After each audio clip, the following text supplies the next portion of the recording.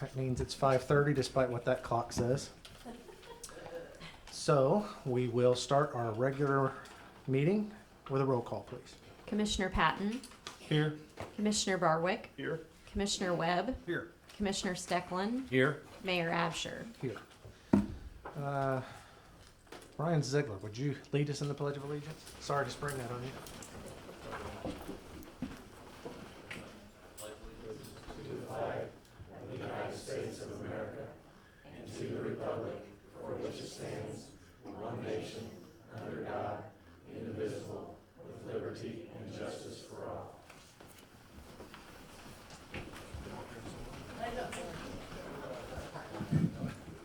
Okay, item number 3, we have Mr. Webb is going to make a retirement presentation, I think. And Doug is standing in Steve Young's place tonight because he could not be here, correct? Okay. Yeah, this is in honor of Steve Young, retired from the street department, been there 35 years. So I'm fortunate to know Steve as a personal friend, known him for years, and he's going to be a great loss to the city. So he's multi-talented and has done, I think he even worked at the Civic Center early on, if I remember right. So Worked at the Civic Center from 1986 to 1997. yeah. But unfortunately, Steve couldn't be here tonight, so I'm going to hand it over to his supervisor, Doug, and Doug will hand it off to him. So.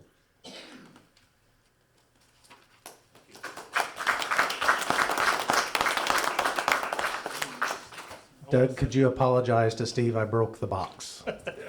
I just want to say thank you to Steve and recognize him for all he's done for the department, and wish him well in his next journey in life as retirement. So, thank you. April 30th is his last day? April 30th, yes. Okay. Thank you. Thank you. Okay, item number 4 is public comments, audience to visitors. I know there are some people that want to speak to a zoning issue. If you guys don't mind, we're just going to move that comment section when we, item 6, when we act on that. So outside of that issue, is there anybody who would like to address the council? I want to remind you that this section of the meeting is governed by an ordinance that I got to find, 3128, which governs the public comment section of the council meeting. Donnie, I think. Donnie? Donnie, I'm going to remind you again, 5 minutes, and this time I'm holding you to it, okay? Good enough. I got an egg timer somewhere. Okay. All right. Gosh, sorry. So I want to first say that good words and truth, they help the territory in general. So any good words, encouraging words, good book words, it helps this territory. And so what it does is it makes adjustments to the mindsets of the people that are contrary to what's good for people. And so that's why it's critical to get up and speak, and especially when there's so many bizarre mindsets that are coming against us in this hour, you would say. And so one of my first point, well, I'll just start out with a scripture verse because that kind of cuts through things. You know what I mean? There's power in that. And so Isaiah 33:22 says, "The Lord is judge, lawgiver, and king. He will save us." That's where our government comes from. So when they try to separate the government or the laws from the good book, they can't do that because it comes from the good book. That's the structure. It comes from the good book. Are you following me? The Lord is the judge. It starts out with the judge, lawgiver, and king. He will save us. Okay. Maybe that cut through something. Okay, number 1 is you encourage good leadership. I know these are just general talking points, and it's not like infrastructure of the city and all that stuff. And I'll say this, because of the man retiring or whatever, this place is like for small middle-sized cities, this place is like the pinnacle of infrastructure. Marion is. I mean, as far as this area. That's for free. Okay, number 1, encourage good leadership. Just the Pledge of Allegiance in this place, it's a demonstration of courage in this generation. A lot of people be offended. Oh, you said the pledge. Well, when I was a kid, we always said the Pledge of Allegiance before class. Is that 2-minute mark? I don't know. I don't know why it's... So anyway, the Pledge of Allegiance in this city, it's a demonstration of courage in this climate. Good leaders are genuinely concerned about people. They're not concerned about their political agendas as much and all this, what they're going to get out of it and all this stuff. But they're genuinely concerned about people. And we have some decent leaders here. I mean, I'm not trying to pat nobody's back or anything. If they do something I don't think's right, I'm gonna tell them about that. But we've got some genuine people that are genuinely concerned about people. And so that's, I was thinking today, there was a sign that said, thank the Lord always, or what, But, sometimes, when you're going through a lot of stuff, you're not very thankful about things. But in this town, the mayor and the chief, and like I said, I'm not trying to pat anybody on the back but they're worthy of thanks as far as like their leadership, as far as having a genuine concern about people and not just political interests. I'm never going to get through this in 5 minutes. Just shut me down. Okay. And so they're worthy of the community's support. These two men specifically that I'm mentioning. Okay. I mentioned that I put it in here that this is the pinnacle for infrastructure. Okay. Now there's obviously poor leadership demonstrations in this hour as well. And so like there's bizarre thrusts of involvement while ignoring genuine problems. Bizarre thrusts of involvement while ignoring genuine problems. Like, I don't know that I mentioned to Brian, trying to Armenia or whatever. I saw on the news they're doing something about Armenia. Something happened in Armenia. I don't even know where that is. 100 years ago? Well, why are my leaders focusing on Armenia? Something happened 100 years ago. Well, that's offensive to me. Okay. Then it says, then they mention, now this is a demonstration of poor leadership. Hamburger consumption affecting global climate. How many hamburgers you eat is going to affect the global climate? Well, if you go for that, you need, where am I at, 3 minutes?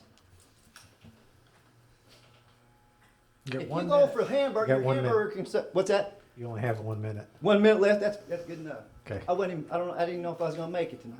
Okay, but if you go for your hamburger consumption affecting the global climate, well, you need, I don't even know how to talk to you.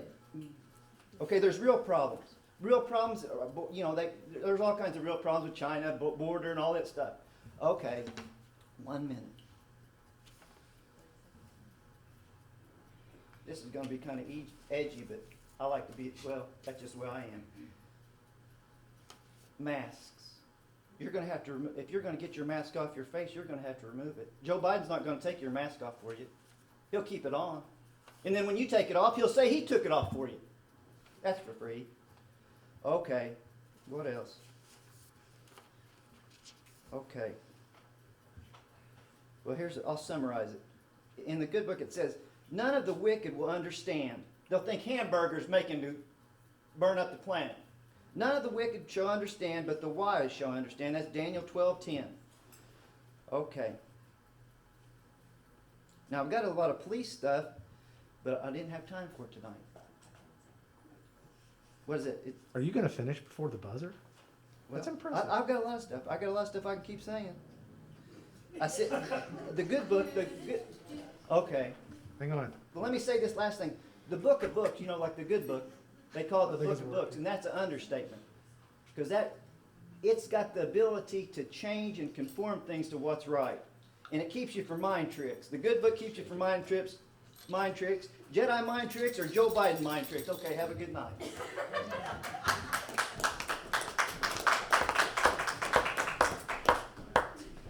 You made a Maddie laugh. I know what I'm getting the mayor for Christmas. How- Do it. This worked. This seriously worked the last time I used it. I'm pretty sure, but. Dropped it, right?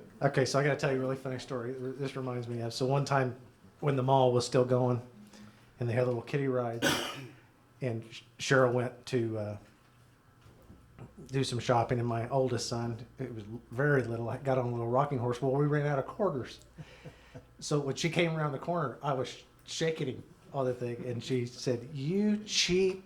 Anyway.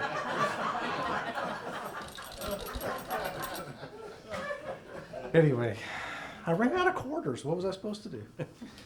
Okay. Anybody else want to address the council again, other than this zoning issue that we are going to discuss under item 6? Okay, moving on, we'll go to the consent agenda, which consists of items A through F tonight. And before we have a motion on that. Is there any council member would like any item A through F or a subcomponent therein to be removed from the consent agenda and voted upon separately? Anybody else in the council chambers wish any item A through F or a subcomponent to be voted upon separately? Okay, before we can discuss, we need a motion to pass the consent agenda as presented, item A through F. I'd make a motion that we would accept the consent agenda A through F as shown. Second that motion. Okay, any discussion? Just want to make a short mention on item F. Amy Fossey, who's the deputy city clerk, is moving on, and she's got another position. And while we wish her very well, I just want to be on the record to say I think she has been an outstanding employee for the city of Marion, and we're really going to miss her up here. So, roll call, please. Commissioner Patton, Yay. Commissioner Barwick, Yay. Commissioner Webb, Yay. Commissioner Stecklin, Yay. Mayor Absher. Yay. Item 6A. I sense that most of you may be here to discuss this issue, either pro or against. Pro or con? Or against? Is that right, Con? What we'll do here, if you guys are agreeable, is we'll just go ahead and hear them out before we make a motion one way or the other on this. Is that okay? And would you like to speak first? Are you here to speak on your own behalf, or are you speaking for her? Would you come up to the podium here and make sure you're talking in the microphone so everybody can hear you? Can I get these seats?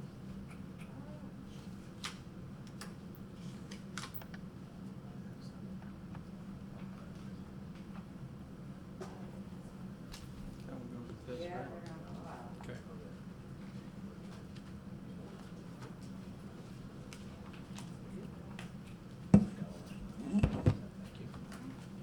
Oops. Is that mine or yours?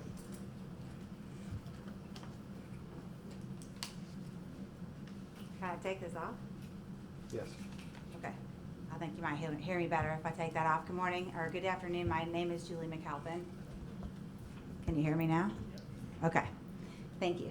I have been a hairdresser in Marion, Illinois for the last 13 years. I've done business out of my house, out of my ex-husband's house.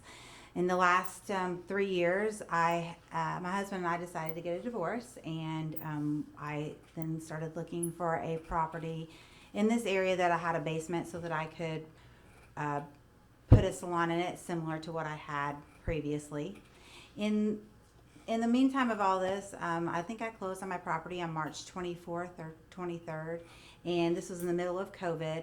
I had purchased a portable building that I wanted to use as a salon and or as a pool house for my area.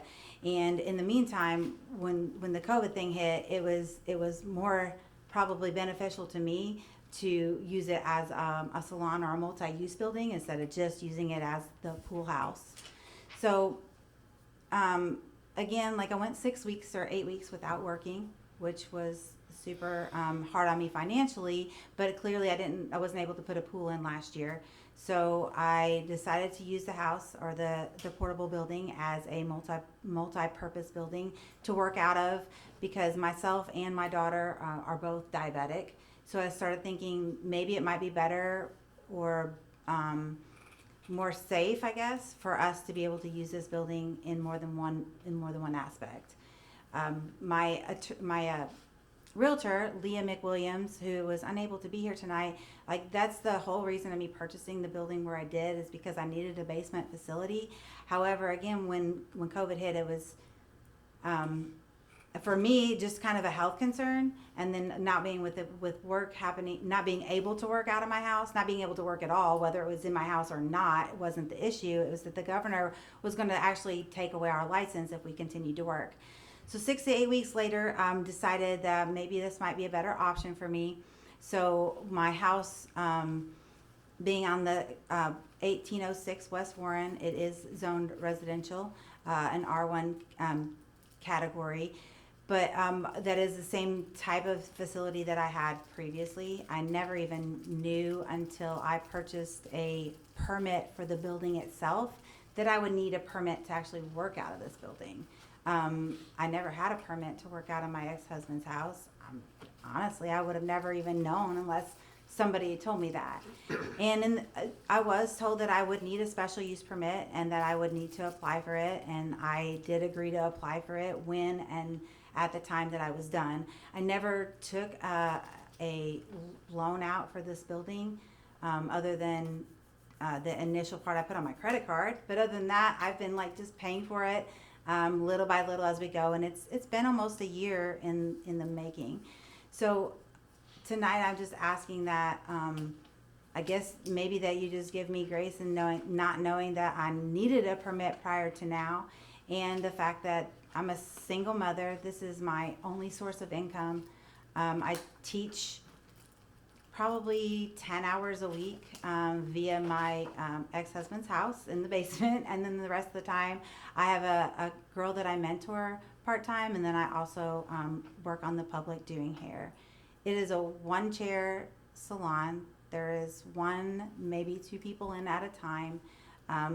Nobody would have ever even known that there was a business there had I not come forward and said that there's going to be a business there, which has caused me to be in front of you today, because I honestly would have never even known that I needed to apply for a permit. So I guess again, I just ask for help in deciding what my fate is as a single parent trying to provide a stable income for my family. I don't get any other money from my ex-husband. This is my only source of income, and it is a place I can work. And if not, to give me an alternative or a temporary permit to be able to work until we're able to get this situation resolved. So thank you for your time. I appreciate it.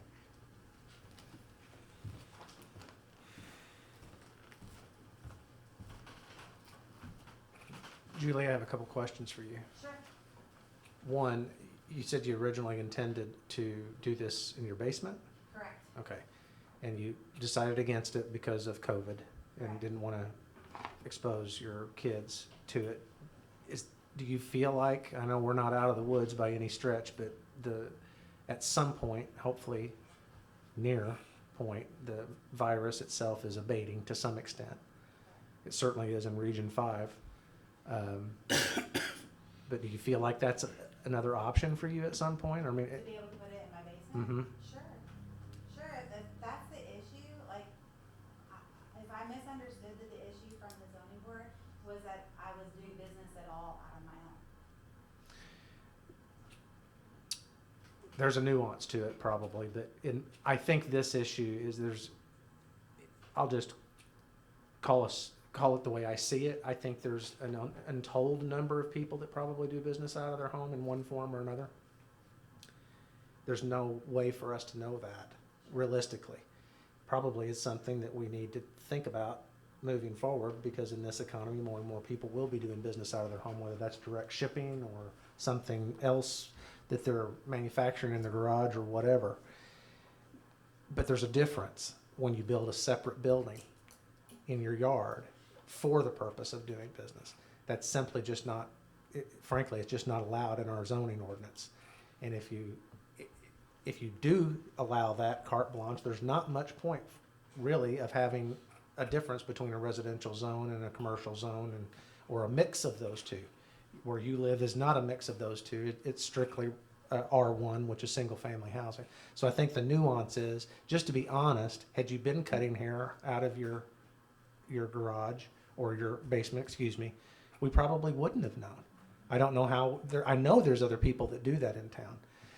We also have had, as I told you when we met, we did have a situation, probably one of my first situations that's similar to this, that came up because a neighbor did complain about somebody that was doing that. We didn't know she was doing that. Come to find out, she'd been doing it for a long time. Her concern was a little bit, or that neighbor's concern was a little bit different. She had, I think, perhaps more than one chair, so that indicates there's more than one car, and so there was more of a parking issue than maybe what your situation is. But we went through that process, and part of that process was that she applied for a special use permit, and just like your neighbors have been notified, her neighbors were notified, and no one came to object to that.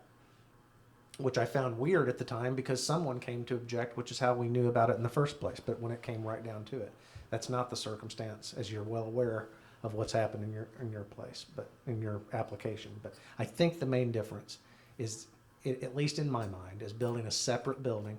Although I understand yours looks nice, I think that's the issue. I think people see it as a slippery slope. But nonetheless, that's my comments on it to some of your questions. But who is here to? Can you show of hands? Who's here to speak for this and who's against it? Who's for? Hands down. Against? Okay. Is there a spokesperson for the for group? Okay. So do you all want to speak? No, you don't want to speak? If you'll let us. Well, sure. How do you feel about egg timers? How do you feel about egg timers? Egg timers? I don't need an egg timer. I'm kidding. Okay, so let's just who does want to speak on the pro side of this? Who wants to? Okay. You do too? Want to flip for it? Okay, Mark, why don't you go first? And we'll just go in order that you're seated here.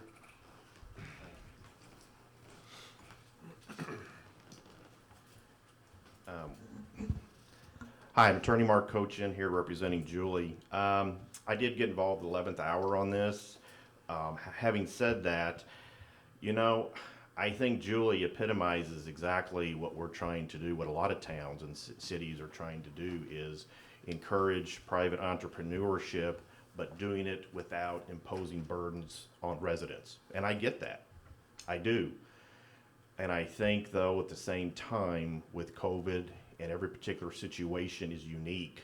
I remember where I lived 2 doors down when I was a little kid, a lady cut hair, one car pulled in, left, the other car pulled in. It never was a disturbance. And I think that's the uniqueness here is we have a young lady trying to support her children, not asking for handouts, an entrepreneur, has invested at least 50, it's a portable house, but it was covered, so about $33,000. I mean, this is a humongous investment for any type of business, let alone a single mother such as this.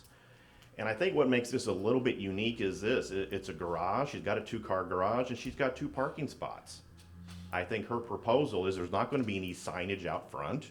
So I hear what you're saying, Mayor, but at the same time, it's kind of like whether it's in the house or out, the same benefit's the same. And I think that's what I would suggest to the residents is if there's something that Julie can do, and she'd be more than happy to meet you halfway and more to accommodate any concerns that you may have. And I think that's why, you know, we're here in part. But I think Julie's proposing a privacy fence. I don't think that the complainants live next to Julie. I don't think.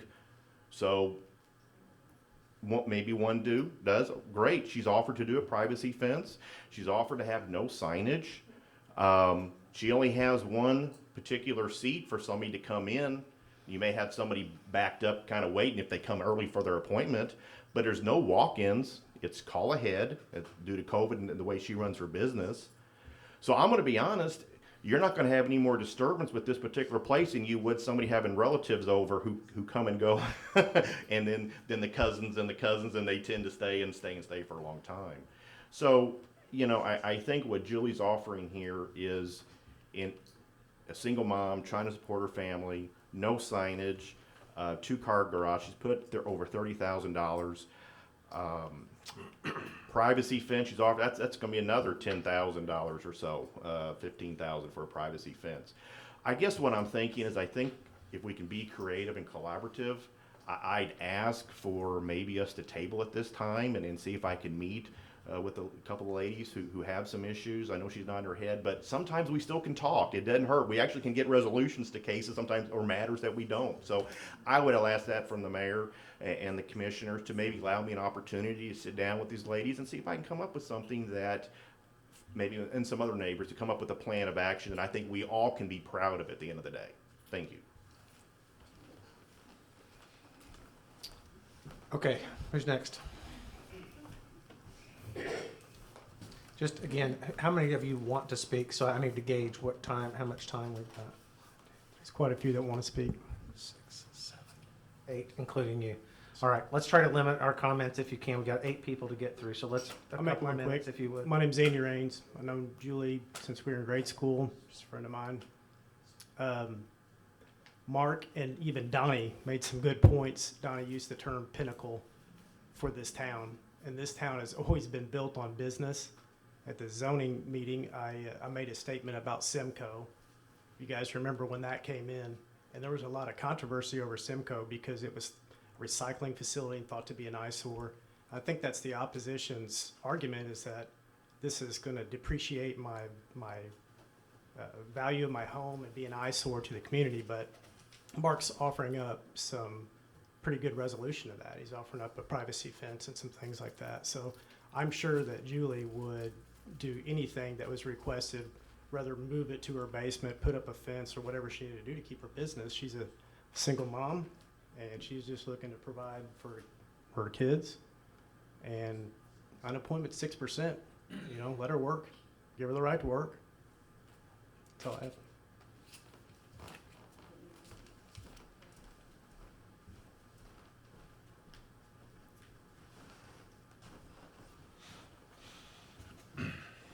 Could everybody state your name and where you live, especially relative to her residence, please? Oh, my name's Jennifer Rich, and I live on North Monroe. I've been Julie's neighbor for 13 years, and there has never been any problems with her having her beauty shop there. No problems with cars, nothing. It's worked out just fine for us. Okay. Who's next?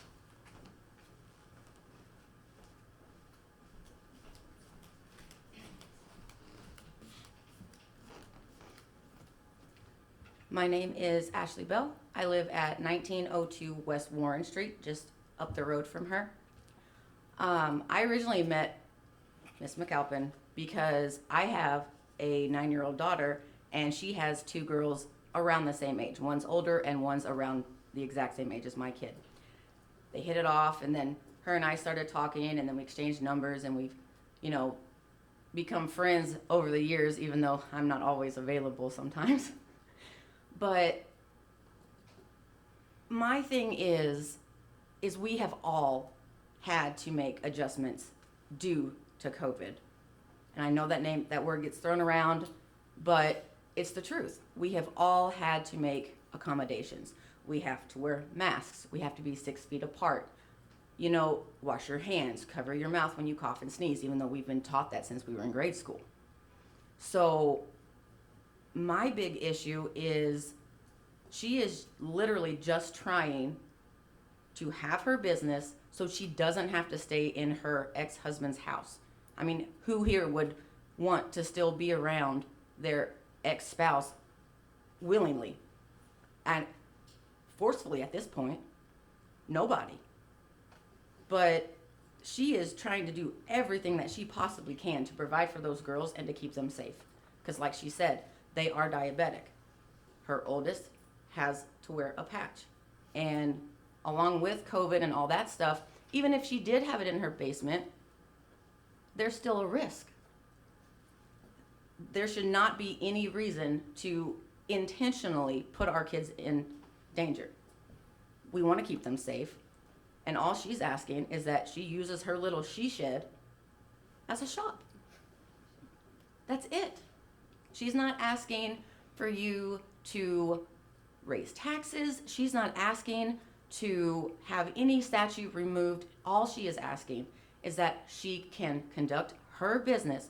Her business. There is no one else. She is the only operator of this business. There are no employees, nothing. So a lot of people have had to work from home because of everything that's going on in the world.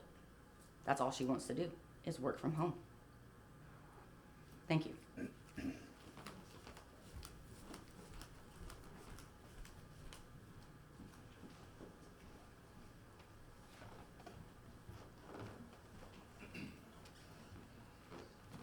Good evening, I'm Wayne Warner. I live at 1808, just west of Julie. And all I'm saying is I've seen the inside of the shack or the beautician, or from what I've gathered, there's a full shower, a toilet, and then one chair.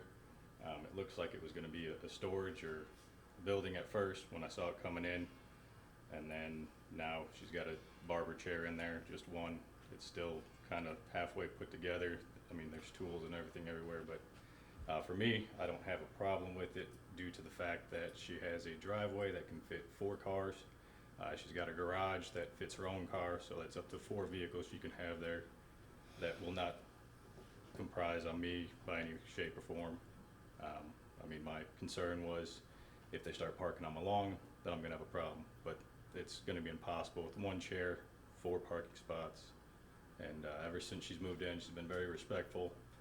I've never had a problem with her, wave hi back and forth every now and again, but no issues. So I'm all for it, and I'm probably one of the most directly impacted by it since my backyard literally shares her backyard. So.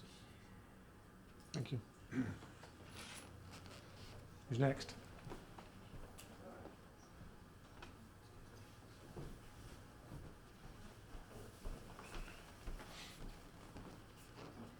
My name is Katrina Gooch, and technically, truthfully, I'm the one that's affected the most by what she wants to do.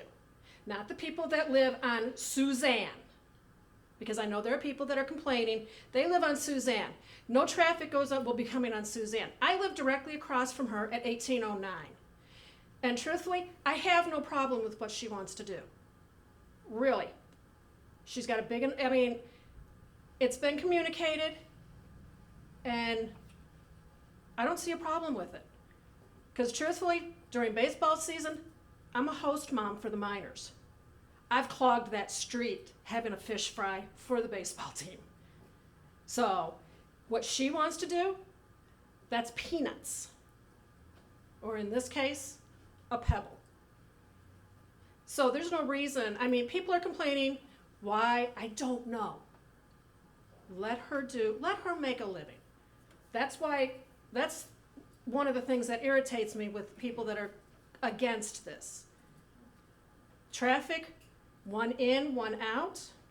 Okay, so we have more traffic on trash day with the trucks. So, I mean, 1 car in, 1 car out. I've got no problem with it. My husband and I have already discussed it, and I was like, I don't see a problem. Thank you. Who's next? You want to speak? Well, no.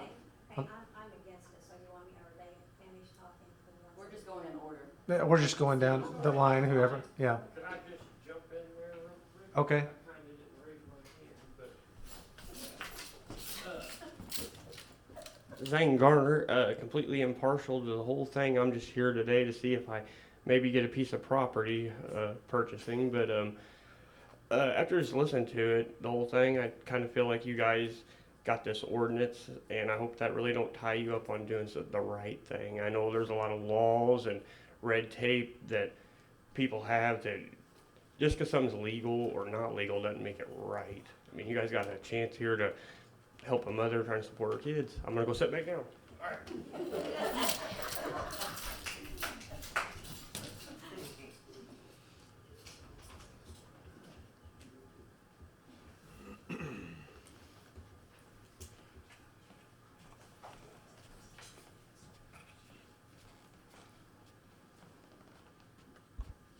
Okay, I'm Linda Rendleman. I live at 1809 Suzanne Drive. I live directly behind Julie. Basically, what I've heard is that I know she's a good mother. She's trying to support her family, but what it boils down to is the zoning issues. That's what it boils down to. If you let her do it, then you're going to open it up to other businesses also. Okay, we have a house for sale right across the street from me. So what is it not to say that someone could come in and put a business in there if you okay it? There's a vacant lot down at the end of our street. Someone, could try to put a business in there also. So if you're going to have zoning laws and rules, I think we need to follow them. It's not because we're against her or anything like that. It's simply because of the zoning issues is what it boils down to, and that's what it boils down to. I used to be mayor of Alto Pass years and years ago, and we had zoning ordinances even in Alto Pass. And we had to follow by the rules. If you're going to change them, then change them. But if you have on the books right now zoning issues that we are zoned for a residential area, then that's what we need to stay. We need to stay as a residential area, not to put in a business. And that's the reason why, that's the only reason why I'm against it, is because of the zoning issue. Thank you.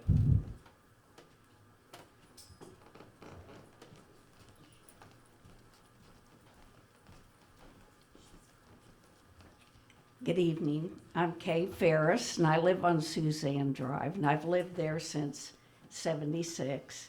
And through the years I've lived there, I've seen other,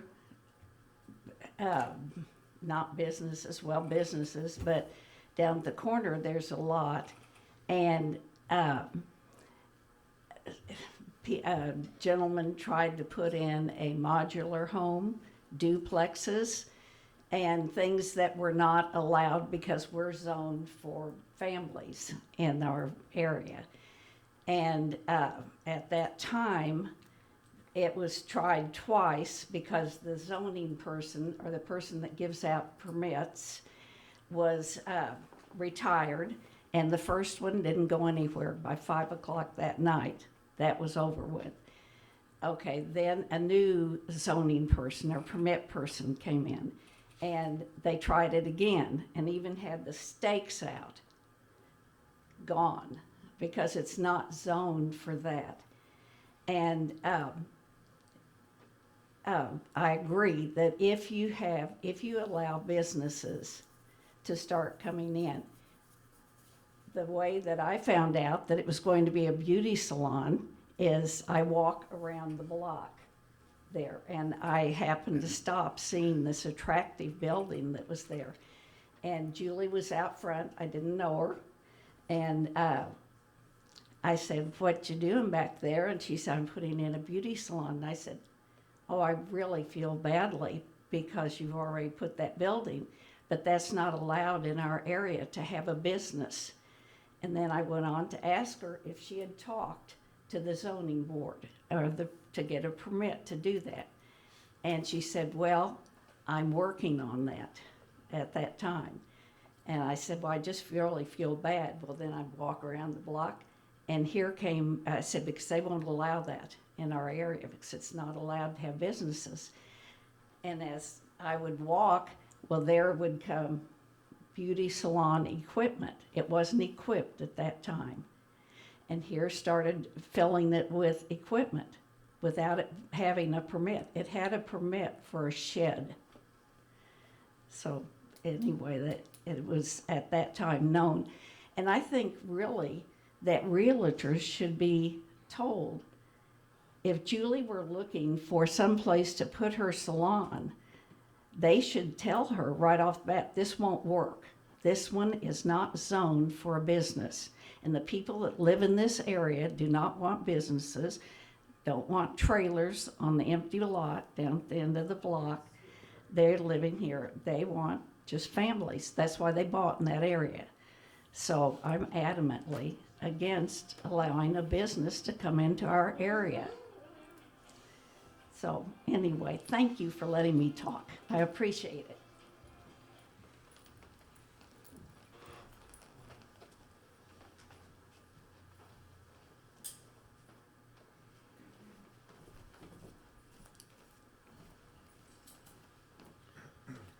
My name is Martha Brandt, and I live at 1802 West Warren Street.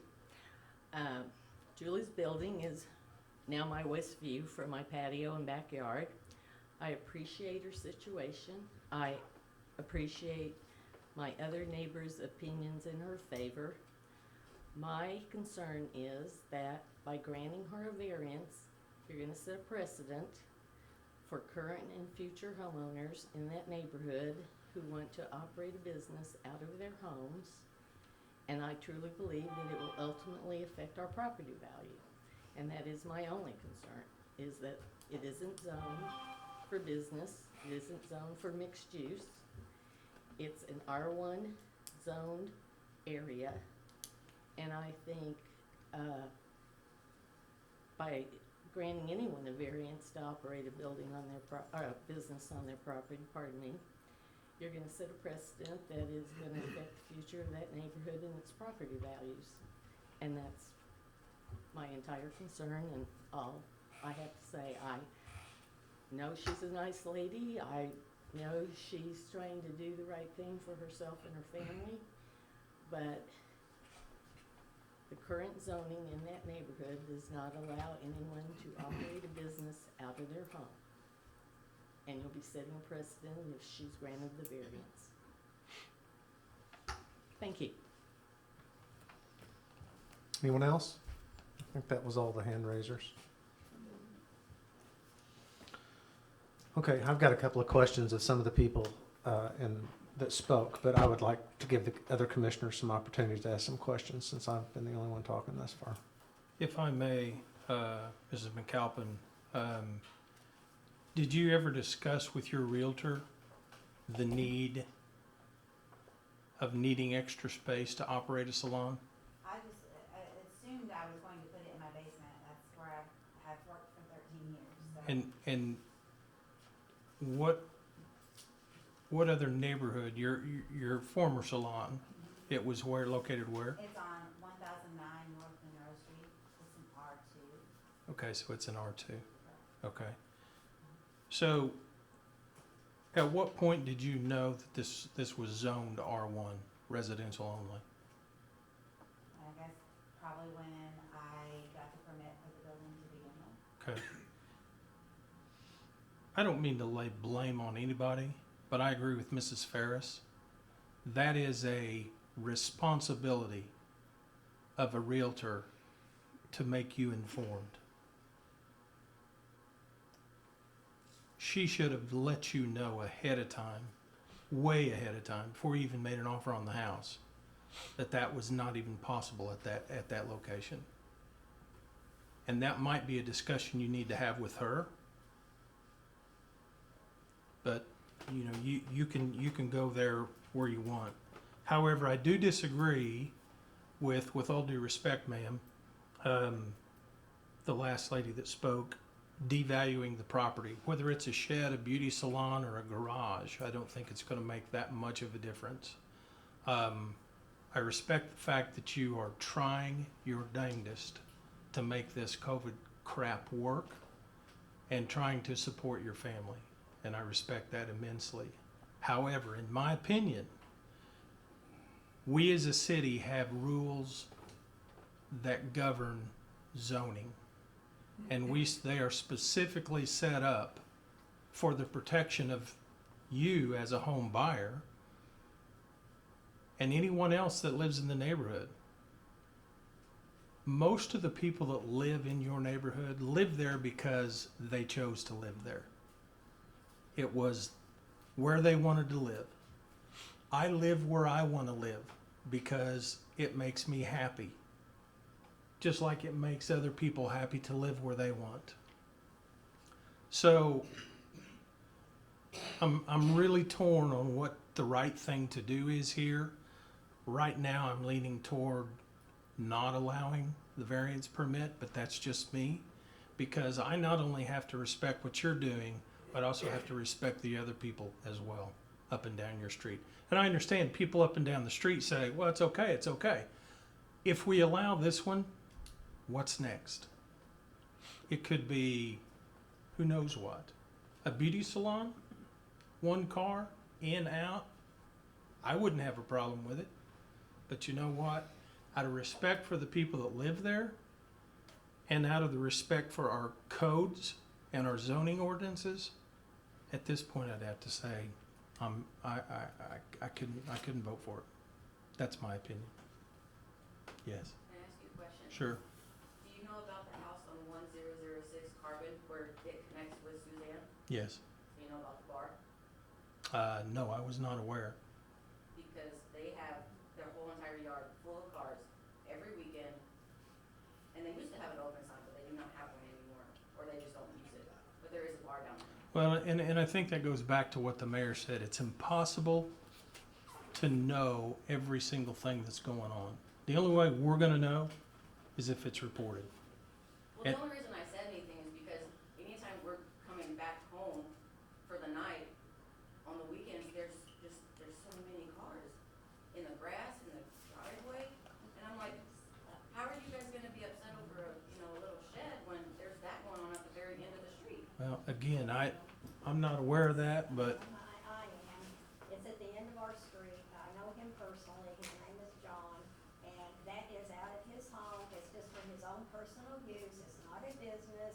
The reason there's cars there constantly is because he has teenage boys. They play football, soccer, that kind of thing. And on the weekends, they gather there and some of their friends. It's not every day and it's not every night, and it's not a business. Yeah, but that's like 20 cars. That's fine. They have a But family. you're- They have, But you're saying that she can't have one No, because I of. never said anything about traffic. I don't know. I don't think parking's the issue. I don't think traffic's the issue. The issue is, I'm confident, and at least in my opinion, it's a business or not a business. That's, I was just wondering, yeah. because That's Just what heard it from is. it. It's brought out at this time. Sir, was y'all aware of the meth lab right beside us? yeah. Beside us, The house meaning, that got taken down. 1811? 1811. You Yeah, guys it was tore the bad. house up and everything. But it took y'all 6 to 8 months to do anything, and I sit outside my house every single night and guarded my house because of my kids. We But personally y'all have a called 3 huge issue times with this, on them. but y'all didn't hardly do nothing with the meth lab beside us, and I called every single night. And every Matter of single fact- morning that I woke up at 5 o'clock in the morning, and I had people walking up and down the street going to that house. Yelling up and down, oh, they're Yelling. gonna, he's gonna I kill stayed and was me. late for work every single morning almost, and calling the cops because they was yelling, and y'all was like, oh, we can't do nothing about this Marion- until they get ejected. Marion Police Department's been So, there numerous what's the times, difference? arresting, I don't know how many times they come over there. The last time the fire department was there, because Yeah. they were burning inside, literally, there's a fireplace, but they were not using. So did we arrest them several times, or did Yeah. we do nothing? Yes. No, y'all Well, arrested I was gonna say, them, but y'all we did still not. let them No, go no. back in the house every single night. We would I call watched them go 3 back in the house every times. single night because you let them go. No, Okay. no. I- All right, hey, everybody stop, right where you're at. Stop. hey, Hang on. The issue here yes, is whether we're going to allow I think we're losing our focus. a business to go into a shed that in all fairness was applied for as a shed, not as a business. So let's get back to that topic. There is nothing more important to me than getting rid of drugs that are in this town. I'd like to talk to you about, this is the first that anybody's ever called me on it, and I sit in that office every day. So if you're not getting the satisfaction or the response that you're looking for, I don't know, you said you called 3 times a day or whatever. I assume that's the police department, 997-2592. That's direct to my desk. I'd love to know about it. I apologize. No. We got to stay on topic, right? But I hear you. I'm sure the chief hears you. That It's, was the only reason that we brought it up, because. I understand, and it doesn't seem fair. There are areas in this town where drugs clearly are overrunning us, and we're not unique, by the way, in that. I think it's every small town in America is getting overrun with this stuff, and the chief would, I think, be the first to admit it's frustrating. Right, chief? Absolutely. But it's conversation that we have every day. We're trying to beef up our resources every day. We're having some success with it. And obviously we didn't on this specific instance. But anyway, back to this issue at hand. Who else has questions of either Julie or anybody else that spoke for that matter? Does anybody want to ask a question? I still have a couple or a comment.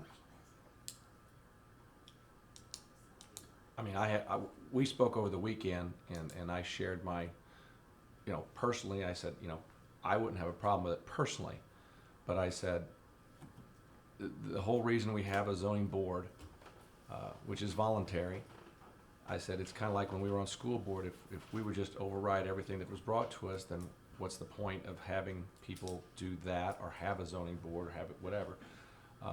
I understand, I got my hair cut in someone's home for 14 years. You know, I don't anymore, but I did then. I don't think it was ever an issue with, I didn't ask, you know, the neighbors around with the lady that I went. But, and I made the comment to Julia that, you know, possibly, is it a possibility to move it back into the house? I don't know. You know, thinking that, and what I brought up to her was, while this shed and having the salon out back isn't a big deal today, what if you move in 2 years and sell the house, and then a guy who likes to tinker with cars, let's just say, moves in and decides to convert that garage to his souped up race car, whatever, and he's revving high engines at midnight on a Friday night or whatever. I said, so things could change later. I said, obviously we want to protect against somebody putting a Starbucks next door to your home or whatever and putting a sign out and things like that. But at the same time, we've got the zoning laws for this exact reason. And you know, personally, I'd love to see some common ground be gotten here, you know. But at the same time, like Doug said, I don't want to open a Pandora's box here across the entire city and go, oh gosh, it's carte blanche now, you can do whatever you want. So what that means, what that looks like, if we can, you know, I don't want to get into the minutia and say, well, a salon's okay, but if you want to open up a small pet shop in your basement, that's not okay, because then we're just going to open ourselves up for this exact thing happening over and over and over and over again. And not just in your neighborhood, in everybody's neighborhood. Everywhere. Everywhere. Yeah. I'm assuming you have plumbing and electrical to the house. Right, I purchased it originally to be like a pool shed. Yeah. I have a pool at my ex-husband's house. My kids are both swimmers. I assumed I would be putting a pool in. I bought the house because it had a basement with a salon in. But because of COVID and being without work for, 6 weeks or maybe 8 weeks last year, I was clearly not in that position anymore. And quite honestly, I was just afraid. I was afraid of bringing that in my home. So I decided maybe it might be a better option for myself and my family to put it in my house. Is the issue the building or the business? Because I don't understand. In my opinion, it's not the building, it's the business. So it wouldn't be any different if it was in my basement. Well, that's one of the topics I wanted to bring up. Yeah. Is that, and this goes back, am I interrupting you, or were you finished with your thought process? One more, or two more maybe. The building itself is no disrespect. It's a portable building that was brought in on skids, laid on the ground, has no foundation other than the wood that it sits on. Okay. And the sewer line is connected from the building to your house or out to the street? My house, Okay. And water line, I would assume the same way. correct, Is there a walk that goes from the driveway to the front door of the building? yes. Okay.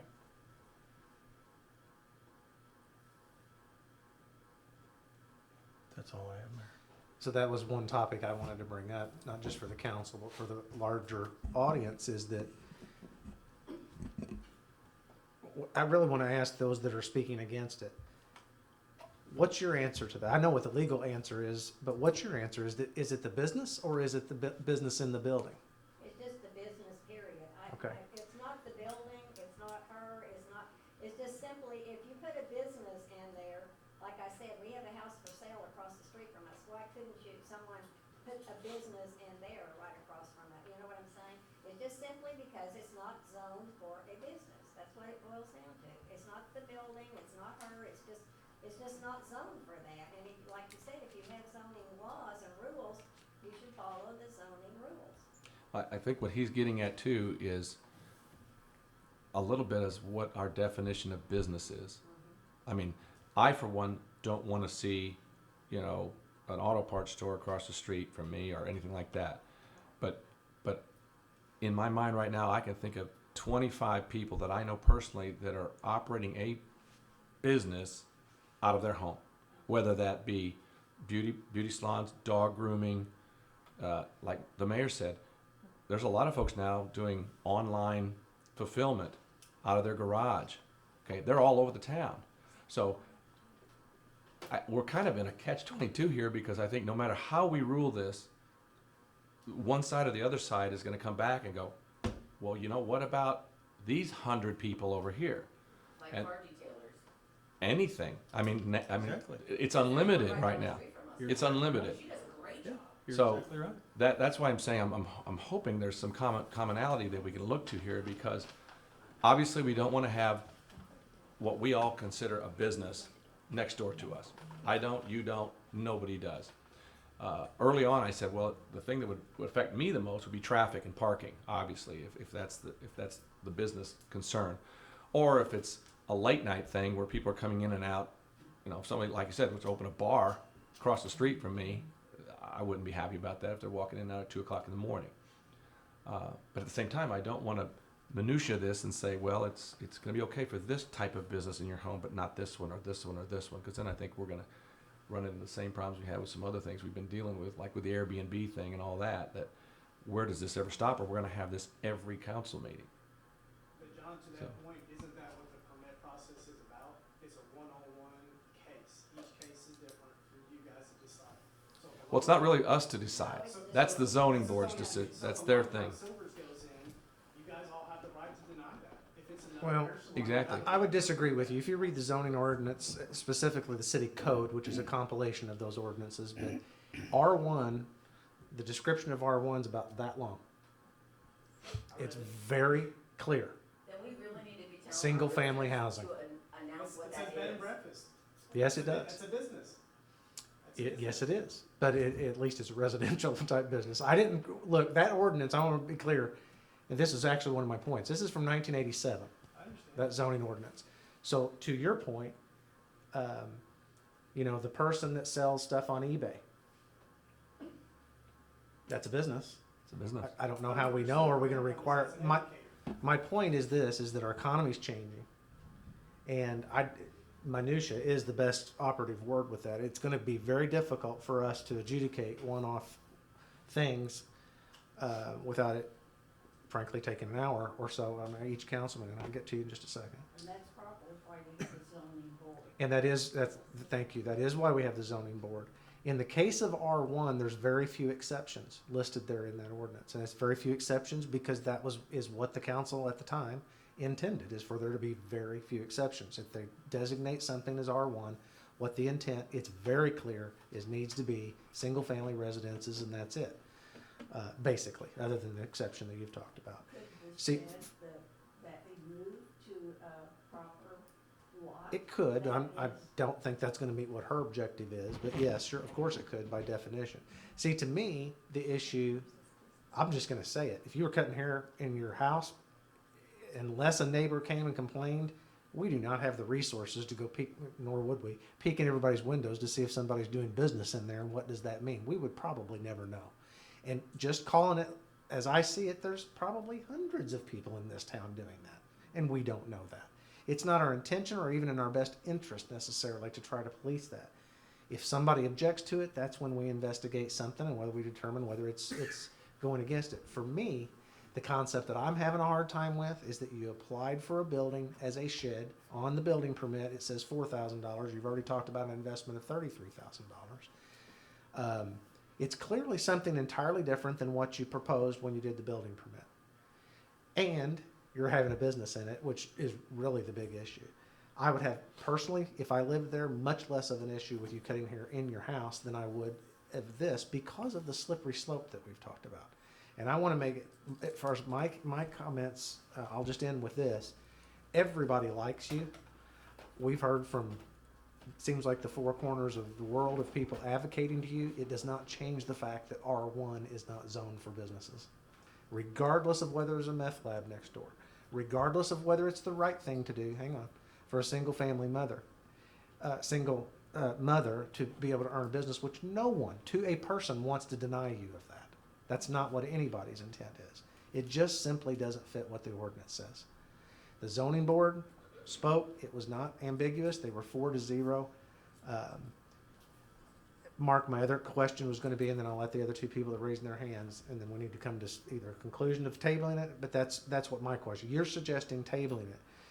First of all, I want you to understand, that would not in any way negate or stay what the zoning board's decision is. You may not operate that business there as it stands right now, okay? Second of all, I don't know that I don't see how it overcomes anything. A fence doesn't change the fact that the zoning, Just looking at your R1 right now. Yeah. You know, I guess I'm just, sometimes, I hear what they're saying, the strict application, and I get it. I guess the question is, it maybe allow me, and that's a little opportunity, I still would like that opportunity. I know what they're saying now, but I'd be more than happy to meet and just talk with you. well, one of my concerns is, or at least information points, there's a whole bunch more people than are represented here tonight that have weighed in on this that you would also have to speak with, that we've had letters of opposition from. I understand. So, maybe a little bit of a be careful what you wish for thing, I guess, is Sure. what my, Well, they're the ones who came here, but you mean they wrote letters, you mean? yes. Okay, Some of them are elderly and could not make it here, I understand. or were sick and could not make it here, or whatever, but there's more than what's represented here, so I think you'd have to at least take that into mind. And I mean, I certainly don't mind you going and talking to people, but I'd be honest with you, I don't think it's gonna change anything, as far as, it's not gonna change the zoning board's opinion, and at least you haven't spoken, but it doesn't, I mean, straw poll, as far as listening to what, you haven't really weighed in, Jim, but what's your thought on this? I applaud her for working and supporting your family. However, talking to the neighbors and convincing them one way or the other that to side with you still doesn't change the fact this is residential only.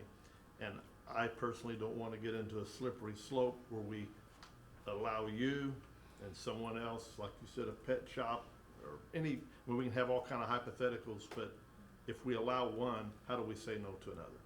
We either change the rule or the ordinance, or we stick to the ordinance, and I believe that we should stick to the ordinance and uphold, the rule. Okay, you had your hand up first, I think, a while ago, so do you have another comment? One other question, you said the original ordinance was written back in 1987, correct? Okay, so that makes it, what, well over 25 years old? 34. 34. I've been in Marion now for 27 years. I grew up north in the suburbs of Chicago. And coming down here was a real shock to my system, because the way I was raised. But I was raised with, okay, things progress.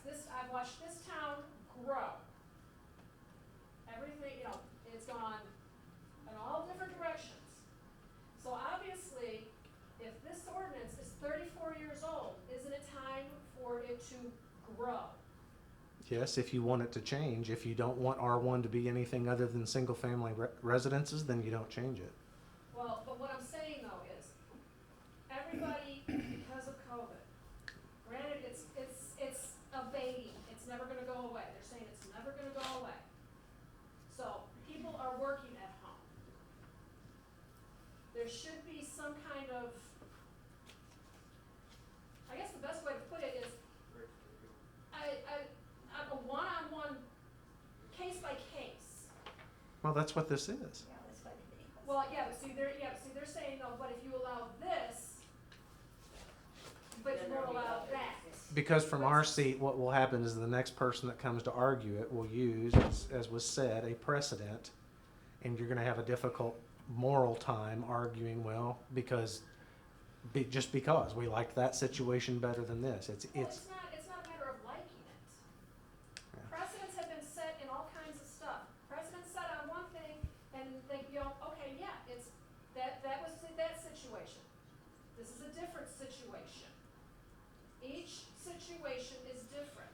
Just because you do it for one doesn't mean you have to do it for another. Ma'am, I'm fully aware of that, but that's what this process is. That's what we're trying to go through and come to a conclusion. They're saying law, precedent, you Well, let me put it more succinctly. I've been here for 50 years, and I would be willing to bet my next paycheck that the vast majority of people that live in R1 do not want businesses in R1. The zoning, whether that was set in 1987 or not, I don't think that desire has changed. And therein lies, that is the issue. When you boil all this other stuff out, that's the issue. I agree to the extent, and I said that before earlier, is that at minimum, we need to expect that as the economy morphs and changes, whether that it was happening before COVID, I think COVID accelerated it like it did many other trends. We may have some things that come up that we're going to have to consider in a different light because of a changing economy. That I agree with you. I don't agree, though, that most people that buy a home in a subdivision and in a established part of town where you can visibly not see, auto part shops and Long John Silver's or whatever the other example was, your expectation, whether you know the nuances, as Doug was talking about, whether the realtor informs you or not, whether you know the nuances, you can open your eyes and see that there's only single-family residences there. So I think the vast majority of people are going to expect that if they're moving into a neighborhood. And I just don't, if you move and buy something that's next to a duplex or a triplex or something like that, and it's in R2, or there's people that live across the street from an auto parts store on Court Street. They don't have an expectation that it's only going to be single-family residences. I would say people on Warren and Suzanne and Julianne, which I lived on for a while, do have that expectation. It's just that simple. That they have that expectation for a good reason, because that's what our code calls for. Things start to change and slip in there, but that's the essence of it. Just because it's old doesn't necessarily mean that it's outdated in that sense. That's all my point is. It's that way because that's what the majority of the people in 1987 wanted, and probably what the majority of people would want today. Yes, sir. I go back behind on Julianne, where you lived after the tornado took your mom and dad's house. John Tucker. He had a gun shop in his house. I mean, for years. And that's our one. I don't know whether that's the guy. I'm taking you at your word. That's another example of something we did not necessarily know about. Space up there by Western Air now. And I can remember that because that issue came up, I'm going to say probably somewhere around 2011, somewhere around in there. I remember that issue coming up, and he was told to stop and move it because that wasn't a choice. And I think he did. I think he bought a house Yeah. up there by Western Yeah. Air. So, whether it's one business or, I mean, I'm sitting here trying to think, and we can play what ifs all night, probably don't need to. But let's say we say okay to Julie, and that takes care of one. You got a car in and you got a car out. Basically 2 cars every 30 minutes, 40 minutes, whatever, assuming you're booked. But that being said, what if somebody down the street wanted to open up another beauty shop? And then down the street, another beauty shop. And then before you know it, we got 6 beauty shops. We can't tell them no because we let Julie. Now all of a sudden we've got 12 to 15 cars in every hour. Now Mrs. Ferris can't walk on the street because there's too much traffic. So you understand our point and our dilemma. They're set aside and regulated as R1, R2, whatever they are, for a specific reason. Is there any reason, and Kay, I'm just addressing you because I remember your name, and I'm sorry I don't remember your name. Are you open to talking to Mark about what his topics are at all? I think it's necessary to do it. It's not that I'm not open to talking to anybody about anything, but I think that this has been taught. I agree. Yeah, and when it's R1, it's okay to have people coming and going and in business in basements too. Is that allowed with R1? Well, that's another big topic. That's what we can keep going on and on about this. Here's the reality. There's lots of that going on. I know there is. Has to be, because I know people that say I go get my hair cut at so-and-so's. I don't necessarily know where that's at. But is there a law against it? Pardon me? Is there a law against it? R1 does not allow commerce, Even in your basically. home? That's correct. Yeah. Okay. Now, what I was saying is, I have, in this specific situation, and maybe in more, I guess I personally have much less of an issue with that than a building, basically, that is a separate, it's obvious that that's a building for commerce, it's a building for whatever. I don't feel like that's a good characteristic for a neighborhood necessarily, but Could it That's be just my a opinion. temporary thing? Say like a temporary permit until COVID subsides? well, and so here's the issue. Then we've got to decide whether to give her a variance on whether she can operate a business in her home. Oh. Sorry, my wheels were turning. I get, and honestly, that's a little bit of where my head was going, which is why I asked the question. But the reality is R1 does not allow commerce. What's your comment? Completely impartial, like I said a minute ago, but I'm totally rooting for this mother over here. You know, you can't say you're impartial and then not be impartial, right? Well, okay, after hearing it all, I don't know. I don't know him, I've never met him. But I just had an idea. I'm kind of a loophole, kind of fix-it kind of guy. If she's asking for donations to cut people's hair, it's not technically you know what I mean? She's not asking for. It's a hobby. It'd be no different than my daughter putting a lemonade stand outside the house to sell, you know, or asking for donations. Have you considered running for Congress? That would be pretty good. You would be excellent. You only do friends' hair. What would be the difference in a yard sale then? Well, obviously, a yard sale's temporary in nature. This is not temporary in nature.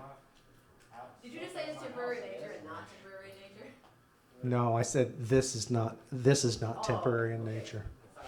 Good catch, though. I did, I was like, wait, did I? That being said, it's an interesting point because we have some yard sales that aren't so temporary in nature, Yes, which we is do. a hole in our ordinances, by the way. Continues. Yeah. Making sure I heard you right. I didn't mean to cut you off. Would she not be allowed to, cut hair for, you know, my daughter's mother cuts my hair, I go to her house, and, she went to beauty school and all that stuff, and I have to get my hair cut sometimes after I get my hair cut there, but,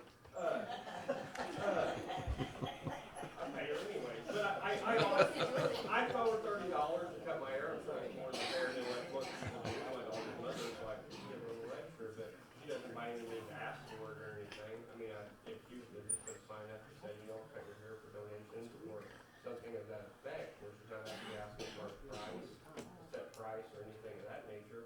She's agreed to no signage though. Well, okay, well, maybe a little sign that says, you know, cut your hair for donations or something, but it Okay. could be a business. Hey, Mike, I got one last question. Okay, let's make this the last comment because we've. On Article 5, it states that permits can be granted for churches, government uses, schools, and things like that. And like you said, it's short and sweet. So what is the definition of school? Because she is an educator as part of her income. Is teaching her craft out of that acceptable? She has certifications and she's employed by Sephora. It was 30% of her income. You're kind of going down the loophole plan. I'm just asking a question. I don't believe, yes, I think she does teach, and that's another comment I want you to make before we end up doing whatever we're going to do here. I've already told you, I think your calling is in the teaching part of this, by the way. And I'll support you in any way that I know how to get you in business somewhere, maybe like in a commercial district, for that purpose. And I hope we have regardless of what this vote is, I hope we still have that continued conversation. But I don't think, to your suggestion, that under any stretch of the definition of school, that would, a one-seat school would be It would not qualify. a qualification under that. I just don't think, good try, but I don't think so. So regardless, we're not going to make everybody happy very clearly in this, no matter what action we take. And but we've got to come to a head with this. Mark, I appreciate the suggestion, but I see no need whatsoever in delaying this for another 2 weeks or whatever. And it would be my motion to affirm the zoning rules. Zoning board's denial of Julie McAlpin's special use permit request to use a residential home in an R1 single-family residential zone at 1806 West Warren Street, PIN 0623427008, as a private home/business salon. I'll second that motion. Any other discussion? Roll call, please. Commissioner Patton, Yay. Commissioner Barwick, Yay. Commissioner Webb, Yay. Commissioner Steckland, Yay. Mayor Absher. Yes. Julie, I'm sorry. I know that's not the way you wanted it to work out. Item 6B. If those of you that we're here for this sole purpose and you don't want to stay another hour while we get through the rest of this, I'll give you an opportunity to exit. I don't appreciate your company, Mayor. I understand. Julie, stay in touch. We'll get this worked out somewhere. Thank you so much. Yeah. Appreciate your time. Thank you. Thank you. Thank you. What you're doing is just beautiful. It's fun, huh? I'm so proud. I really am so proud of Good. the Marion. Thank you. Thank you all of you. Thank you. Okay. It was kind of fun there for a while. Item 6B, we're going to do this a little differently. We had advertised some surplus properties. Most of these came through the demolition process. And I asked Cody, because of the numerous amount, just to go ahead and rip those open. Tammy has got all the original paperwork, including the deposit checks if you want to see them. But I thought it'd be more efficient if Cody just tabulated these high bids for us. Can't find my sheet. 6B, 6. What am I missing? Did I give you my sheet? Misplaced mine somewhere.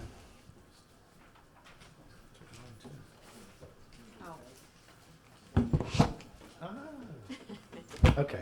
We just trade. So we had one. I don't know. We had far more properties than this. They just didn't get bids, right? Okay. So 1, 2, 3, 4, 5, 6. I'm just going to read the commonly known address, the bidder, and the maximum bid, and then do you guys want to vote on these like as presented with the bid tabulation sheet? Do you guys want to? How do you want to go about doing this? I'd be okay to do them together. Okay, so let me read these into the record. We had a bid of $4,000. There was two bids. That was the high bid at 703 South Bentley. The bidder was GSP Tax Services, Glenda Jordan. Second highest bidder was $560. Another property, 811 West Concord. High bid was $7,500, which is Jay and Robin Parks. There were 4 bids on that property that ranged from $560 to $7,500. 1014 North Johnson. Again, 4 bids ranging from $560 to the high bid of $6,000, which was bid by Kimberly Scheffner. 400 North Washington. There were 2 bids ranging from $560 to $6,300, which was the high bid, to Zane Garner Jr. 401 North Buchanan. There's only 1 bid by Carl D. Conley for $560. And 1008 North Madison, Simon P. Gordon, the high bidder and only bidder, for $100. And I asked a question about that one, and that lot is cannot be built on. Yeah, it's in a floodway. It would require at minimum a certificate, but I don't even know that it could be built on, even with an engineering certificate. So it seems like not much, but at least it'll keep us from having to mow it. So Were there minimums on these no, properties? No minimums? no. Okay.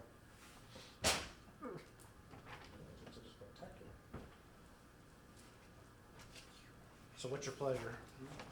Sorry, sir. I didn't interrupt. Go ahead. I was one of the people who bid it and I got it. This is my first go around ever buying a piece of property like this. I have the money in full now. I didn't know if I should give it or when. How do I just go to City Hall or when do I do that? Or? We'll call you tomorrow. What's your name, sir? Thank you. Are you Shane Garner. okay? Yeah, we'll just get in touch with you tomorrow. We'll have to do a closing and sign a deed and that kind of thing, so. Unless you want to just give Doug here a bunch of cash, he's, I got it, you want it?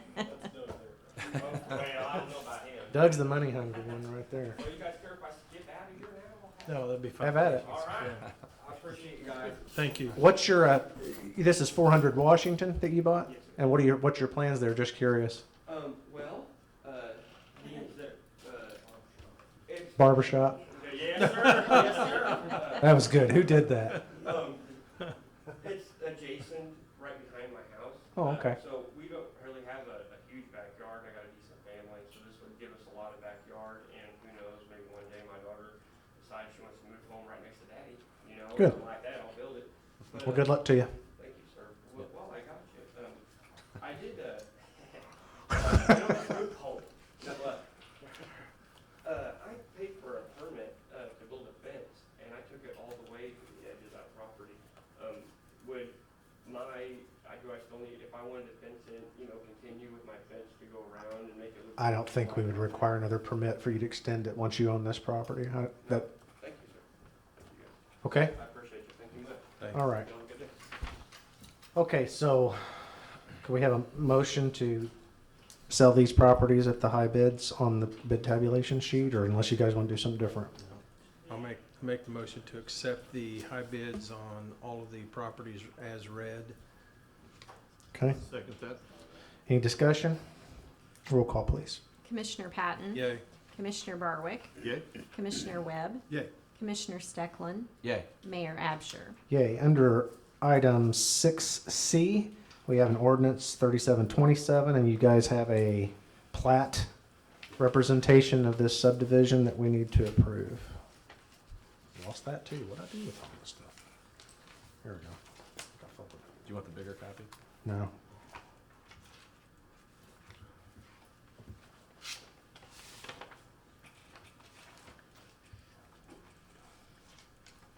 Somebody want to make a motion so we can at least discuss it? Yeah, I'll make a motion to approve ordinance 3727, approving the Southern Meadows subdivision plat. The second that motion. Okay, any discussion on this? No comments on the street names.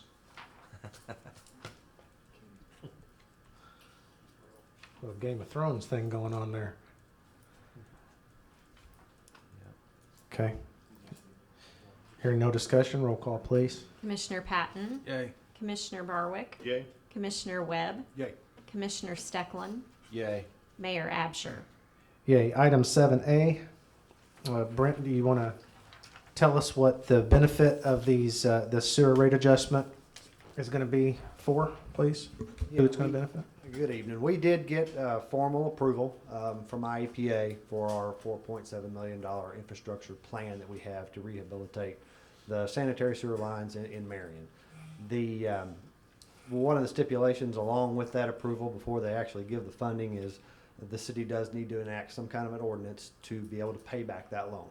That is what the packet that I gave you is about. I hope you guys have all had time to look through that. The benefits of this is we have millions of dollars in assets sitting in the ground that are 50 to 70, some of them almost 100 years old, that are in desperate need of repair going forward. This is a start to implement that. We've gone with some of the oldest and most deteriorated lines in town, we think. We've already approved the contract with Clarida Ziegler Engineering to perform the video examination of these, to do an actual analysis on those lines to make sure we're spending the money in the proper places. So the rate increase that we have here tonight is to fund the bond, basically, is I guess is what I'm saying. The payments on the annual payments on the $4.7 million come to $273,615, based on the best information we have as far as rates and terms of the loan and whatnot. The way we've typically done this in the past, almost always, when we have a major infrastructure project, is to spread the cost among all customers. So that part of our bill is called debt service. The debt service part of your bill covers the cost of financing. Any excess debt service can be used for projects specifically, or to buy equipment, things like that. But This particular increase is to cover the cost of the $4.7 million loan. I'd be happy to entertain any questions, just like if you guys have looked through the logic and what the minimum bills are gonna look like, going forward. Is that like a 20-year bond or? It's a 20-year bond, yeah, 20-year loan. And if I can interject, we talked about this last year, but we kind of just put it on the burner because COVID was hitting at that point in time. Nobody knew where anything was headed at that point in time, and I thought this is not a good time at all. Mhm. So we've been kind of sitting on this. Amazing to me that, in talking with Brent, some of the sewer lines and water lines and stuff in this city are, like you said, 75 years old. Yeah. And the fact that EPA is on board with this now, I think this is a good time to address this. I think I want to point out that we're still one of the lowest Yeah. rates in Southern Illinois. You guys all after have this. a chart of, sewer rates in Southern Illinois, the surrounding towns, so our rate structure is very low, actually, compared to some of the other towns around. So is that your motion? Yeah, I'll make that motion to approve ordinance 3723, increasing the sewer rate for debt service effective June 1st, 2021. I'll second. I got a couple questions, Brent. Sure, Doug, go ahead. Just to clarify, is just the debt service going to change per Yes. customer? Yes. The O&M portion of the usage portion of the bill is set, and it increases annually to just adjust for inflation. Okay. That's that small increase we see every year with that. That handles operations of what we have. That's 3%, Yes. that's Yeah. every year. That's every year. And that covers our operational costs. Yeah, it's basically a Or pass-through. increase. Rend Lake increases Yes. rates on water that they sell Okay. to everybody. The water department, increases that, just passes that through to the customers in Yeah. Marion. And on the sewer side, it's just, it just follows that same pattern. Yeah. To keep up with employee cost, chemical cost, electricity cost, some of the big things. That's what that covers. The debt service is the only thing increasing, so that's anything different than what we've done, historically. Got a question. Sure. The debt service that is currently there, the $950 a month, Yes. at any time in the future, or how far in the future will any of that drop off, or a portion of that drop off? Well, the unique thing about what I'm doing with this is we're looking at a long-term plan here. This is the $4.7 million, and this is not all of what we need to do. As we retire other debt, when I look at it on a long-term basis with all the projects we got, all the loans we're paying off, as we retire debt, that money is gonna go directly into doing the same things we're doing with this project. Just it'll be specifically, say we have $250,000 available, we're gonna do $250,000 of work to our assets to improve them, We can going come forward. back to the council though, let's say that in 5 years, half of this $950 drops off Mhm. because of the debt has been paid. Will that, say $5 dropped off of the $950? My intent is to continue, never, to not drop that off, no. The intent is, when I look out into the future 20 years, we have enough projects, enough infrastructure that needs replaced, that money will always be used and we will always be solvent, and we won't have to raise rates like this again for the foreseeable future. It's sustainable, I guess is what I'm getting at. And that's my vision for the sewer department going forward, is to have a sustainable source of income to do work as it comes along. We're seeing a lot of projects right now that are coming up because of the explosion of Marion, the downtown area. We've got sewer lines that have to be repaired, and they just come up, and there's not a pool of money anywhere that's usable. So we really need to paddle our own canoe and have a sustainable source of income to do these things going forward. That's the plan. Do you know how far in the future any of this current $950? Yeah, Be satisfied. I know exactly when things expire, yes. I could go over that with you one-on-one. We could look at the spreadsheet. It's got several loans and several different time frames, things like that. So several different projects. Yes, there are. We're still paying a bond for the $10 million new treatment plant that we put in 2003. So all that's still being paid. Things expire. We've got new loans coming up. We've got some South Market sanitary sewer extensions we're doing that's going to require some debt to get that going. So there are several things. I'd be happy to sit down with you with the spreadsheet in front of us and go over any of those things anytime. I would interject and say, one of the things I asked Brent for when he took on this role was a 10-year plan for the infrastructure. We're never going to not need to spend money on our aging infrastructure. And so this incorporates basically for the, like he said, the foreseeable future is this 10-year window. But guys, we've got a lot of old stuff. And it's, unfortunately, it's never going to end. I mean, And John, this is something that it has been in my head for at least a decade. We're finally getting to the point. We've spent the last 2 years just specifically putting this together and waiting on the EPA. Of course, COVID's affected the timeliness of that too, and we're finally getting to the point where we're getting ready to make a move on it. So it's been well thought out for a long time, and it's thought out into the future. So, like I said, I'd be happy to sit down with you one-on-one and show you what we're doing with that. And if we don't do it, I guess the EPA could come after. Well, that's the other side of it. You said the EPA's for it. The EPA is actually somewhat mandating it. Yeah. There is language in my permit that says you have to create a capacity management program to eliminate sanitary sewer overflows, to eliminate all the water coming into the sanitary system and causing backups and all kinds of other things. So that was really the crux of it. That's what initiates this. Is the EPA will eventually come in and say, you're not doing what you're supposed to do with your sanitary sewers. Here's what you're going to do. Here's the list. Instead of having the list and then just trying to get ahead of it. That's what we're trying to do. And I mean, we were talking about this, Doug, when you were commissioner over Absolutely, the department yeah. too. So It's a never-ending battle. it will be. Yeah. But we're trying to put some things in place that takes us far into the future. Any other questions of Brent?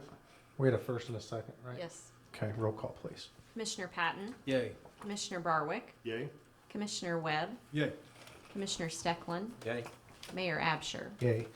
At Brent's request, we're going to table 8A and move on to item 9A under economic development. At ordinance, what? 7B. Oops. Dang it. I always do that at least once, don't I? Okay, item 7B. Need a motion on that, please. I'll make a motion on that if you want.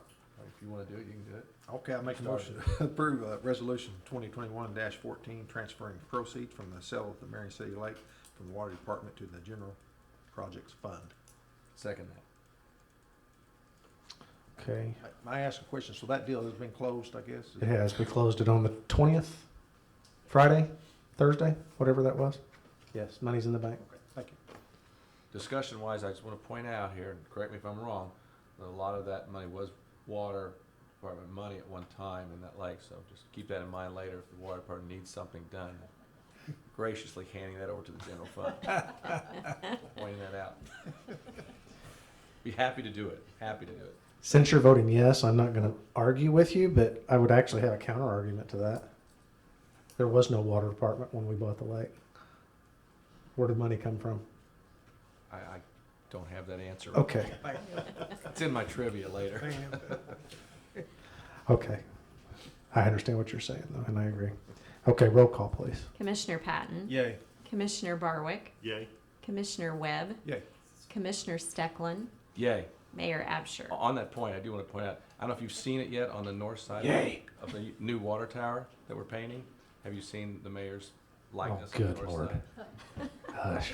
Yeah, we thought we'd throw it on. You better not have. All right, now we're going to table 8A and move on to 9A. And I think A and B are very similar ones. Make a motion to approve ordinance 3724, a residential TIF redevelopment agreement with Bryn Lane Properties. I'll second that motion. Okay, any discussion? If we, correct me if I'm wrong, have we already entered into an agreement with this? Second property, he's calling it different property. Okay, I thought I recognized. Same name, but Okay. different project. Okay. Any other questions? Roll call, please. Commissioner Patton, Yay. Commissioner Barwick, Yay? Commissioner Webb, Yay. Commissioner Stecklin, Yay? Mayor Absher. Yay. Item 9B is almost identical answer to that. Is it another property? This is a, amendment to his existing. Oh, it is? to Okay. include the Banner finance process. Right. But another property. Jim, you want to read that? You did so good the last time. Yeah, I'd make a motion to approve ordinance 3725, a hub tip redevelopment agreement amendment with SS Fowler LLC. I'd second that. Questions? Roll call, please. Commissioner Patton, Yay. Commissioner Barwick, Yay? Commissioner Webb, Yay. Commissioner Stecklin, Yay? Mayor Absher. Yay. Item 9C, be my motion to approve ordinance 3726, approving a master development agreement with Millennium Destination Development. Second. Questions on this one? Roll call, please. Commissioner Patton, Yay. Commissioner Barwick, Yay? Commissioner Webb, Yay. Commissioner Stecklin, Yay? Mayor Absher. Yay. Item 10A, so resolution authorizing revising of annual budget. I think this is obviously our actuals change every year from Yes. budget, so this is part of the process, is to amend our budget to reflect what actually happened. Yes. You want to comment just in general terms on how, because I'm still amazed that we're at where we're at based on the last year in terms of, I know our year's not quite over, so we don't know exactly, but do you have any comments, or do you guys have any questions on this? It's obviously in your packet.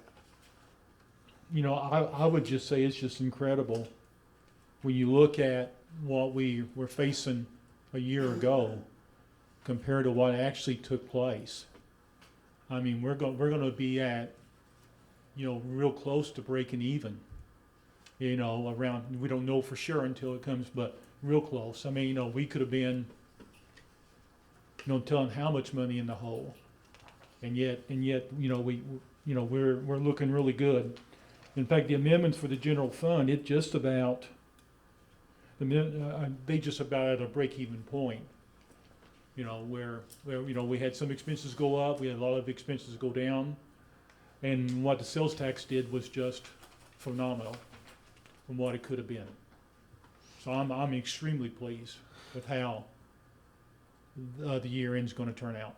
I'd say we have several parties to thank, and I'd be remiss if I don't. You mentioned sales tax already. That only happened because of the resiliency and the hard work and of our merchants. And gosh knows they've been also through hell and back through this past year.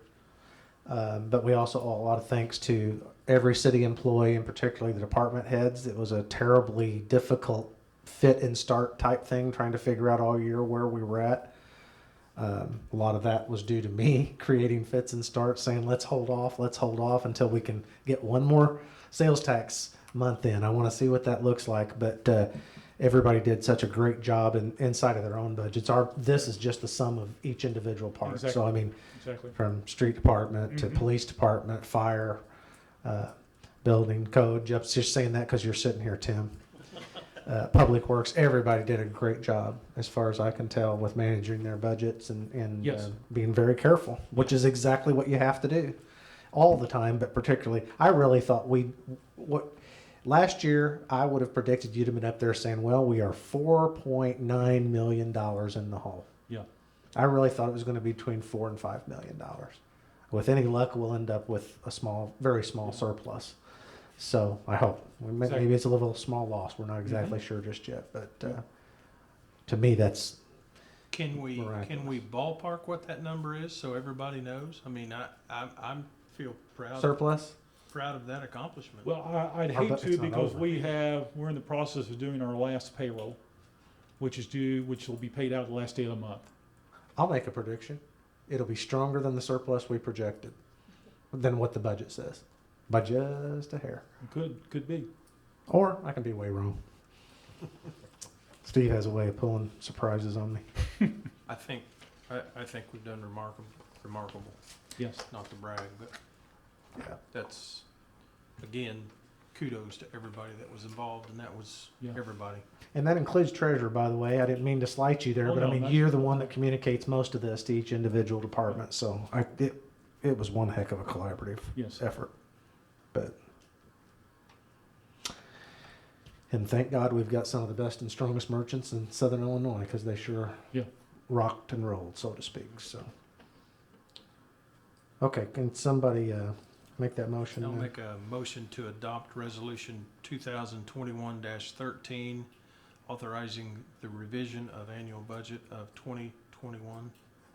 I'll second that. Okay, roll call, please. Commissioner Patton, Yay. Commissioner Barwick, Yay? Commissioner Webb, Yay. Commissioner Steckland, Yay. Mayor Absher. Yay. Item 10B. This is for the forward year. So we've had a budget hearing today at 5, which didn't have any comment from the public.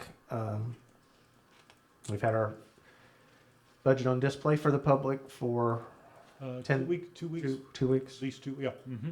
and it will still be up here, I think, if anybody wants to come. Well, it's on the get a- website. It's on the It's website. on the website, yes. Okay. I'd make a motion to approve ordinance 3721, establishing annual budget for the fiscal year 2021-2022. I'll second. Ooh, fight for it. Any questions on all that?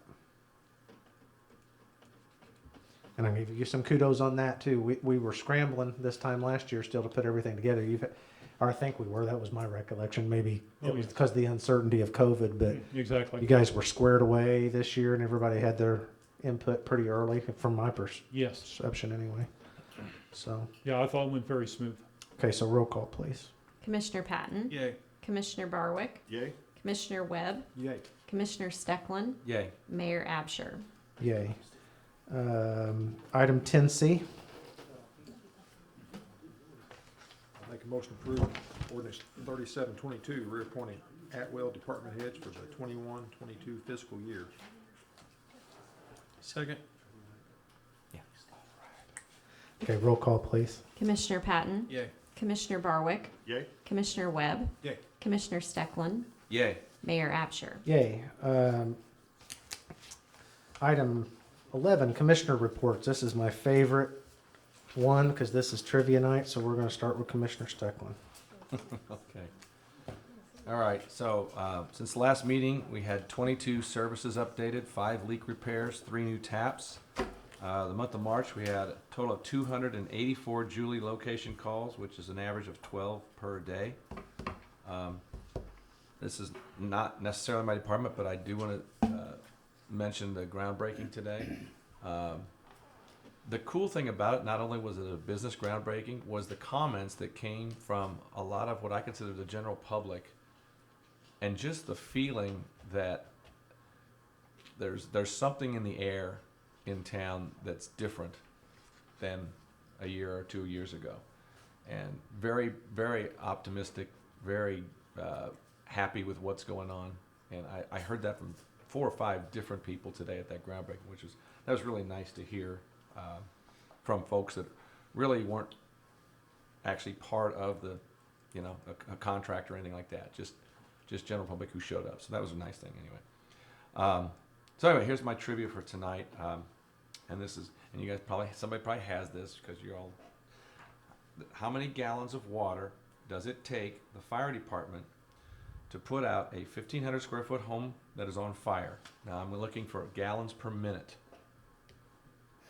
Not total gallons, but gallons per minute Hang on. let me to think. put it out. Is there a cash prize? No, Gonna do it. Not a cash prize? not a cash prize. Is there any kind of prize? Just the Gallons knowledge per of minute. knowing that you are ahead of the game. Gallons per minute? Gallons. Oh, Gallons per minute. We have an audience participation. All the way to Cold Ash? Yes. I'm betting it's gonna be somewhere just north of 700 gallons a minute. That's your final answer? You want to phone a friend? Anybody else? Is that the big line or small line? Wait, he's got a guess. I know. I'm gonna go higher than that and say a minute. Is this a How many minute? gallons per minute does it take to put that 1,500 square foot home fire out? I'm gonna go 3,000. Wow. Okay. I say all of it. All right. The answer that we have been given is 500 gallons a minute. Oh. It's the pumping capacity, so not too far off there. No, we discussed. The new fire truck might be at We 700. discussed that when the new fire truck was brought up about how many gallons per minute. That's what I was I trying was to waiting remember. for you to throw something out. Yeah. I remember talking about that, but as usual, I couldn't remember. I can't remember what the Thank discussion you, was. Terrence, for the tribute. Appreciate that. That's all I've got. Jim? First and foremost, street department currently is we're working on the spring cleanup, and I was talking to Doug today, that's been quite a challenge. A lot of people putting stuff out, and we're trying to get it hauled away, so running a little bit behind on that, but they're trying to get caught up, and we'll have it all done here in the near term. Mentioned also that finished the storm sewer out on Lake Harbor, so cemetery mowing, getting ready. Memorial Day is our big day of the year, trying to get it looking nice for that, and you'll notice this time of year, some of the more recent graves, they are trying to tiller them up and seed them as well. So if you see some fresh dirt out there, that's what that's about. So that's all I have. Doug? I don't have anything. Our budget was enough. John? I don't have any numbers. I just want to again compliment our fire department and police department for everything that they do. When you watch the news, the way that our first responders are being treated in different areas, I just want to say thank you for everything they do here in our city for us. That's right. Had a great program at the high school last week Yes, they did. with the prom Great job. prom night. That was great. I've got a report from one of my departments from the Marion Carnegie Library from our new director, Loretta Broomfield. She indicates there's a 14% increase in material circulation over the previous 30 days and a 31% increase in monthly patron visits over the previous 30 days. So far during April, the library has hosted nearly 30 programs, including in-person, virtual, grab-and-go activities. Programs and activities are available for all ages, from birth to senior citizens. 3 members of the library staff authored a reading-themed short story that was made into storyboards for the Southern Illinois Miners baseball team. Members of the Miners organization handled the graphic design and created the individual storyboard panels. The storyboards were then on display at the library last week, and now they're in use at Tri-C Elementary School in Carterville. They will also travel to other schools in the coming weeks and will be featured at Rent One Park this season. And her staff members are busy planning the summer reading program for children, youth, and adults. And this year's theme is Reading Colors Your World. There will be a kickoff 5K color run on Saturday, May 29th at 9 a.m. and also be a kids fun run at 10:15. And she wants me to mention, for more information, you can call the library at 993-5935 or visit MarionCarnegieLibrary.org. And I appreciate that report from Loretta. So with that, is there anything else to come before the council tonight? And I do not know of a need for executive session unless one of you guys has a topic. So hearing no miscellaneous or executive session needed, I would entertain a motion to adjourn the meeting. I'd make a motion that we would adjourn. I'll second. Okay, roll call, please. Commissioner Patton, Yay. Commissioner Barwick, Jay? Commissioner Webb, Yay. Commissioner Stecklin, Yeah. Mayor Absher. Yay. Thank you all.